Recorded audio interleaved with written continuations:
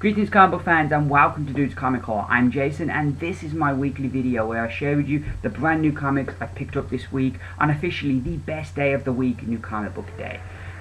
14 books I picked up today, should have been 15, but my comic shop got shortchanged on Bloodshot Reborn, so I will be getting that next week.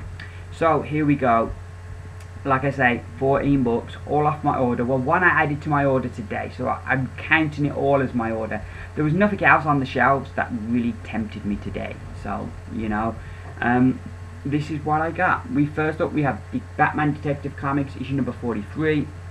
I'm disappointed. I heard after the last issue came out that Manapul was leaving, but looking at that cover, he's already gone. Buccellato wrote this by himself. I don't know what's going on. When the book came back, I was disappointed that Manapul wasn't drawing it, and now that he's not even writing it, so I was disappointed. But on the flip of that, though, on the flip side, I think if I remember right, and I might be wrong on this, but I think if I remember right, Peter Tomasi's going to be working on this book in the future. So I'm looking forward to that because I really enjoyed Peter Tomasi's writing. I enjoyed him on Batman and Robin. So I'd look forward to seeing him on this, writing Bat Gordon and Harvey Dent and that. So that would be good. And that's going to be the other interesting thing, because this book has been much more Gotham police kind of centric kind of book. So is Tomasi going to come from that side, or is he going to concentrate more on Bat Gordon? That's going to be interesting. But I've really been enjoying the book, and I'm looking forward to seeing how they're going to wind this story out. You know, last issue things looked bad for Bat Gordon, and there was some dodgy stuff going on with Dent's girlfriend as well. So I'm looking forward to seeing all of that get some answers. We then have Batman Beyond, issue number 3. This was really has been a surprise for me. I expected to hate it just because like the changes they were making to Batman Beyond. But I've actually really enjoyed it. It's been a really good, consistent book, and I'm looking forward to getting more goodness. We then have Green Lantern, issue number 43. And I've got to mention, the $3.99 books, they feel noticeably thicker than the $2.99 books that DC put out. When you pay $3.99 for a DC book, you do feel you get more bang for your buck. I've just got to mention that. Because I think sometimes we do give DC a hard time, and a lot of the times it's deservedly so. But I do think people are harder on DC than they are on Marvel or any other comic company. Why, I don't know, but that's just the way I feel sometimes. So I think you got to give them some love sometimes when they do things good. Any company, if they do something good, they deserve, you know, to hear good things. Anyway, getting back to Green Lantern, issue number 43. This has been really good since they brought it back. I really liked what they've been doing with Green Lantern. We got Ethan Van Sciver back on art here. When I first started buying Green Lantern, he was the artist. So I always really enjoyed his art, and you look straight away there, wow. Yeah, I'm going to look forward to reading this.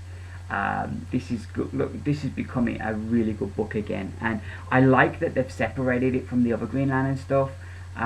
Because that was one of the things that I found held the book down. There were so many crossovers amongst Green Lantern books, it was getting a bit, you know, a bit too much. But I've really enjoyed what they've done since they brought it back. After that 2-month break, we then have Midnighter, issue number 3. Loved the first issue, wasn't quite as enamored with the second issue, so I'm hoping the third issue is going to get back to issue 1 level goodness. So yeah, that should be good. We then have 8 House, issue number 2, Arclight. I've really been enjoying. I was going to say really been enjoying it, but they've only had 1 issue. I enjoyed the first issue. It was good. It was different, and it took me up 2 reads to really let things sink in. But I enjoyed it. I liked what they're doing. They set up a very intriguing tale. I like the art, so I'm cutting back for the second issue, and I'm looking forward to seeing what's next. And plus, I absolutely love anything where you've got codes like this to do. That's just brilliant. So I'm looking forward to that. Another book that I've really enjoyed and has been a real surprise is Airboy, issue number 3. This has just been fantastic. I really enjoyed it.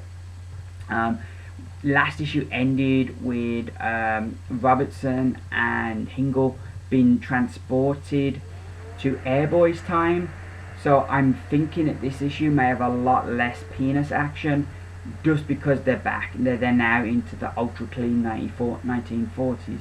So that's, but I love this book just from like the way that they color the book, to the way it's drawn, to the story itself, and how self-deprecating Robertson is. I really enjoyed it, and I think it's because he's so self-deprecating and so honest on his failures and on his doubts, and with his doubts into his ability. I think that this could be very offensive in anybody else's hands, but because Robertson is so kind of open and honest at his own expense sometimes, it endears him more to you, and you don't get as offended by some of the other stuff that happens. At least that's my bag.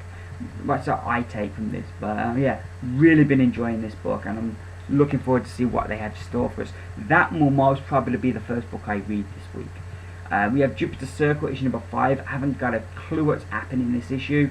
I really like that cover though. That is a nice cover. It seems the last few issues we've had like 2-part stories, so this should be the start of a new story. I'm not sure how many issues this is, but I'm looking forward to seeing what we've got in store for us next. We then got We Stand on Guard, issue number 2. I enjoyed issue 1. I like the setup, and I'm definitely intrigued in where the story is going to go from there, because it was a very kind of shocking latter half of the book. So I'm really intrigued to see where the story is going to go next, and what's going to happen to our characters, and are we going to get to know them a bit better this issue. So that should all be good. We have Age of Apocalypse, issue number 2. I've really enjoyed the first issue. I was really surprised they did, how good a job they did, and it felt like Age of Apocalypse. Real good first issue. I'm looking forward to this one, hoping, because it ended on I think it was Magneto's X-Men turned up at the end of last issue, so I'm looking forward to seeing things really move up a gear this issue. We have Miss Marvel, issue number 17, which continues the Last Days story. I really have enjoyed this book, and last issue was again another great bit of writing from G. Willow Wilson, and to see Miss Marvel team up with a hero, Captain Marvel, that should be a lot of fun. We have Infinity Gauntlet, issue number 3. This has been another book that I've really been enjoying. I was intrigued by it, but I think the thing that's really made it really endearing is that at the core, it's about this family, and about this father trying to protect his family. And I think that's something most people can kind of empathize with, and it grounds the book with everything else going on. It really grounds the book, and it's been really good. I've really enjoyed it, and the art as well has been really nice. So really good job. Looking forward to seeing what happens next in this one. We then have Darth Vader, issue number 8. This has been another good book. I think all in all, I think Marvel have done a really good job with the Star Wars books, and this book's kind of showing you how Darth Vader went from this subservient character in A New Hope, where he's basically an underling kind of henchman, and where when we meet in Empire, he's plotting kind of the Emperor's downfall and to take the power for himself. Is a much more forceful force within the Empire. So you can see he's really stepped up when it comes to Empire. So Gillen is kind of filling in that gap. What happened to Vader to make that transformation, to make him move up again, to be this fearful person that he became in the latter 2 films. So I'm really looking forward to seeing, to reading this. Really been enjoying it. LaRocca's art, I've been enjoying it. Sometimes when he draws Darth Vader, it can look a bit awkward, but mainly the art I've been really enjoying. So next up we have Imperium, issue number 7. This is the variant cover, which I really like that cover. It's really nice. This issue we have Divinity turning up. That's going to be really cool. I've really been loving Imperium, and it seems to be a thing with the Valiant books. They start off okay, and then they just get better and better as the issues go by, and you get more engrossed in the story. And this story's been really good. They've set the team up really nicely, and I like what they're doing. It's going to be really interesting seeing Arada encounter Divinity, and I'm really looking forward to seeing where that's going to go. It should be a lot of fun. We then have Groot issue number 3. I've added this to my order. Really enjoyed issue 2. I will be reviewing issue 2 when I do my reviews, but I enjoyed it so much I added it to my order, and I'm looking forward to number 3. We've got Silver Surfer, which by itself would have made me curious to pick it up, but I just really love what this creative team have been doing with the character of Groot, and it's just been brilliant. I've just been really surprised. It's a really endearing book. So yeah, I'm looking forward to seeing what happens next, because like they've separated Groot and Rocket's been captured, so it's up to Groot to try and rescue Rocket, and he's trying to get to Rocket, and so he's kind of running to the Silver Surfer. So it's going to be interesting to see what happens next.